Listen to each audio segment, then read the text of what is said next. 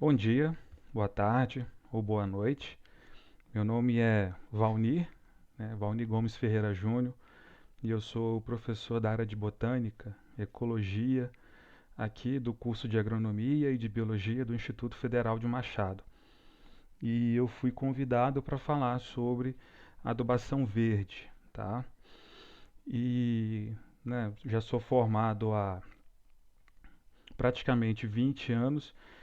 E não tem como se falar em adubação verde atualmente sem citar um livro clássico muito importante na minha formação, que é a primeira edição dele de 1979, portanto ele é um ano mais novo do que eu, que é o livro da Ana Primavera chamado Agricultura em Regiões Tropicais, com o subtítulo Manejo Ecológico do Solo, tá?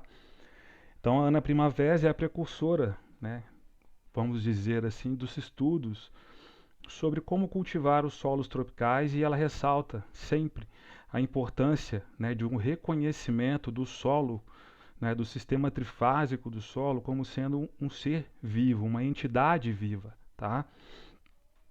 E a importância da manutenção dessa vida, dessa biodiversidade presente nele, de toda a estrutura, de toda a parte química e física que mantém essa biodiversidade para que você tenha a saúde adequada dos solos, tá bom? Então, no primeiro momento, rapidinho, a gente vai abordar quais seriam os benefícios, o que a gente pensa, na verdade, qual é a teoria por trás de você recomendar uma adubação de cobertura, com cobertura de plantas verdes, ou adubação verde, para qualquer tipo de cultura e qualquer sistema de produção. A gente tem sempre que pensar, isso tem que fazer parte do corolário do agrônomo. Não sabe o que é corolário? Vai no Google, dá uma busca lá que vocês vão achar. Então isso tem que fazer parte, daquela coisa assim, é igual você ser um centroavante, o cara vai e levanta a bola na frente do gol e você só tem que empurrar para dentro. É quando eu te pergunto, e aí, por que a adubação verde é importante? Cara, se você é agrônomo e você entende do assunto, e você tem que entender, você vai entrar chutando, entrar pro gol com bola e tudo. Por quê? Quando a gente pensa em produção e pensa em adubação verde, a gente tem benefícios no que diz respeito, à estrutura do solo, tá? Então são ações que vão melhorar aspectos estruturais do solo. A gente pode ter também impactos positivos, sobre a fertilidade do solo. E ainda a gente pode ter a ocorrência, de impactos sobre organismos, que são indesejáveis em áreas de cultivo, como pragas ou plantas daninhas, tá bom? Se a gente pegar os impactos sobre a estrutura do solo, a gente vai imaginar que ao você cultivar, usar, fazer uso de uma adubação verde, a própria penetração das raízes naquelas camadas todas do solo, tanto superficialmente como subsuperficialmente, você vai ter um ganho de infiltração de água no solo. Você tem uma tendência natural à redução da densidade, à formação de camadas de adensamento no solo. O fenômeno também de destruição de agregados de solo pelos ciclos de umedecimento e secagem, que é muito comum em solos descobertos, onde durante o dia, o calor, a energia solar tende a elevar a temperatura e você tem uma dilatação, de toda a massa do solo. E durante a noite há um resfriamento e esse material se contrai novamente. Esse ciclo de contração, de aquecimento e resfriamento, ou o ciclo de umedecimento e secagem, isso tudo tende, com o tempo, a reduzir, aspectos da estrutura do solo e destruindo a estrutura, os agregados presentes no solo. E essa cobertura verde sempre sobre o solo, ou a matéria orgânica em decomposição oriunda dela, tende a reduzir esse impacto, tanto da luz do sol quanto o impacto desse ciclo de umedecimento e secagem, tá? Quando vocês estudam também lá na manejo de conservação de solo e água, ou seja, o impacto erosivo sobre o solo da água começa com a queda da gota, do salpico da chuva, que produz ali uma mini explosão atômica e arremessa partículas de solos, fragmentos para todos os lados quando ele chega até o solo. Então, se você tem um solo recoberto com matéria orgânica, você tem uma proteção, né, um guarda-chuva sobre o solo que reduz esse efeito físico dos salpicos de chuva sobre, né, a presença, sobre a erosão do solo. Tá? E com certeza você vai ter uma atividade biológica favorecida com tudo isso. Tá? Então, a melhora na estrutura, ou seja, ela vai ser sentida, né, com a melhora na infiltração de água no solo, a redução da formação de camadas de adensamento, seja superficiais ou subsuperficiais. Há uma tendência, né, do escorrimento superficial de água, reduzindo a erosão laminar, que seria o primeiro tipo de erosão que você observa. Né, você ganha, né, a matéria orgânica, ela funciona como material cimentante, né, na formação de agregados do solo. Tá? Então, aquelas estruturas granulares, colunares, dos diferentes tipos de solos que existem, elas são formadas mais facilmente e mantidas no ambiente quando você tem mais carbono presente no solo. E as plantas de adubação verde tendem a aumentar essa concentração de carbono no solo. Tá? Se a gente for pensar em termos de impactos na fertilidade do solo, a gente vai ter o que? A formação de hábitats superficiais e subsuperficiais, aonde a temperatura e a variação de umidade vai ser menor, o que vai favorecer a formação desses hábitats que vão abrigar, né, micro, mesa e macrobiota do solo, ou seja, você pode ter ali micro-organismos, você pode ter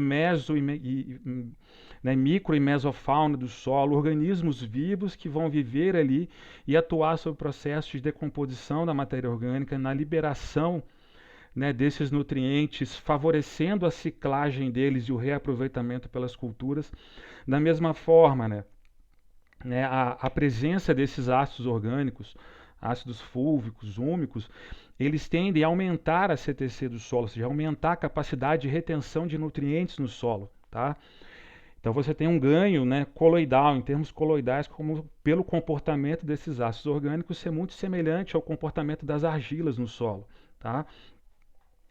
Então você tende a ter uma retenção maior de nutrientes no sistema, né, a complexação de algumas moléculas mais voláteis por moléculas orgânicas também, isso reduz a perda, né, de nutrientes, tanto por evaporação ou por lixiviação.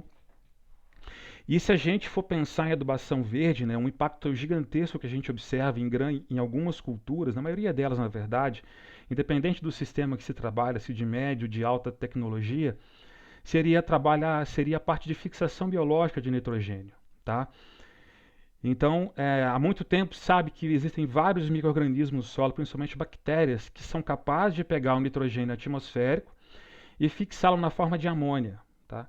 Então, são bactérias do gênero Rhizobium, Bradyrhizobium, que se associam com leguminosas, e bactérias do gênero Azospirillum, né, que se associam, né, a raízes de gramíneas e são capazes de fazer esse incremento, essa captura, né, esse acréscimo do nitrogênio atmosférico no solo, para que outras plantas possam utilizar após a decomposição dessas plantas, desses materiais, né, que tiveram um enriquecimento de seus tecidos por nitrogênio.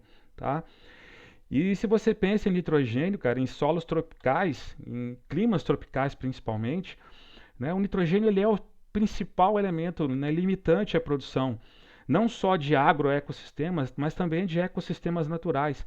Então tem um ganho muito importante quando você utiliza como adubação verde plantas que fixam nitrogênio, porque além de todos os benefícios sobre a estrutura e a fertilidade do solo que qualquer planta de adubação verde lhe dá, essas plantas elas conseguem trazer um plus, um ganho a mais, que é a fixação biológica de nitrogênio. Tá?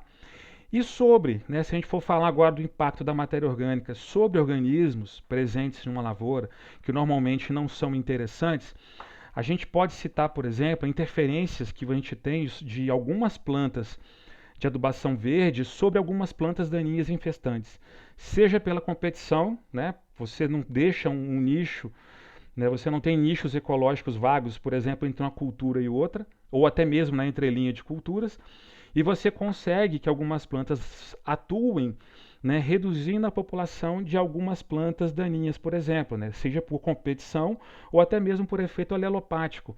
Então a gente sabe do feijão de porco sobre a tiririca, a aveia sobre outras gramíneas, O cultivo de ozevém, né, sobre algumas malváceas ali do grupo das banchumas, das vassouras, né, e o nabo forrageiro sobre aquela euforbiácea leiteira, tá?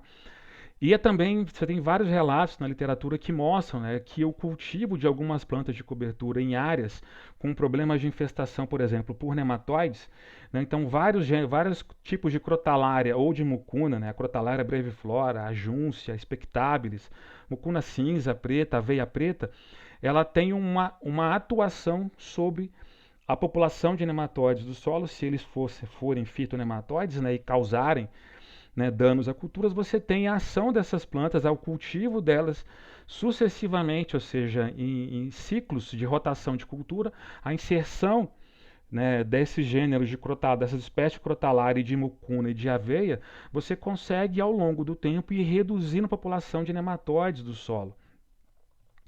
Então a matéria orgânica ela vai atuar sobre essas populações de organismos que não são interessantes, sejam plantas daninhas, sejam pragas, atuando, né, inibindo por competição ou por alelopatia. Tá joia, gente?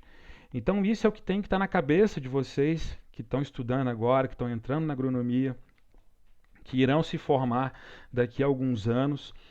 Né? Eu vejo muito aqui na região hoje Machado, Alfenas, converso com alguns agrônomos que trabalham em empresas que comercializam sementes, insumos agrícolas aqui na região, e eu tenho visto vários deles comentar, já vi alguns deles trabalhando a campo com o que é novo hoje na tecnologia, ou seja, uma inovação, né, que na verdade é o resgate desse conhecimento do manejo ecológico adequado do solo. Então hoje se tem né, como uma das principais tecnologias de você trabalhar a questão da fertilidade do solo, da estrutura do solo, você trabalhar a questão de você ter um solo adequado para que tudo que você vá fazer depois, você possa obter melhores resultados. E a maioria desses caras, bicho, estão andando hoje com o livro da Ana Primavera debaixo do braço. Tá? Então a gente passa por um momento de muitas inovações tecnológicas. Tá? Agricultura 4.0 está aí, geoprocessamento, georreferenciamento, sensoriamento remoto. No entanto, essa é uma tecnologia extremamente antiga, extremamente conhecida e estudada pela agricultura tropical desde os anos 70. Tá?